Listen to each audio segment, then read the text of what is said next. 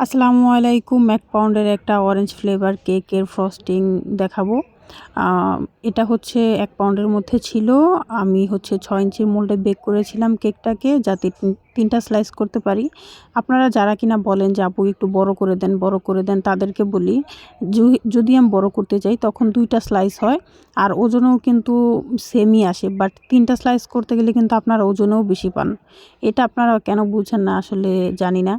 তো যাই হোক, এখানে হচ্ছে আমি কেকের স্লাইস দিয়ে তার উপর হচ্ছে আমার কাছে আবার রসমালাইয়ের মালাই ছিল। আমি সুগার সিরাপের পরিবর্তে ওইটাই দিয়েছি। আর তারপর হচ্ছে এখানে হুইপ ক্রিম দিয়ে তার উপরে আমি যে অরেঞ্জ কার্ড করে নিয়েছিলাম ওইটা হচ্ছে দিয়ে দিচ্ছি। কার্ড বা ফিলিং যেটাই বলেন না কেন। তো আবার হচ্ছে সিরাপ ইউজ করে তারপর হচ্ছে আমি এখানে ক্রাম কোটিং করে নিচ্ছি। আমি এটা প্রায় আধা ঘন্টার মতো চিলারে রেখে দিব। চিলার থেকে বের করে তারপর হচ্ছে আমি এটা ডেকোরেশন করব। সাথে ডেকোরেশন করা যাবে না।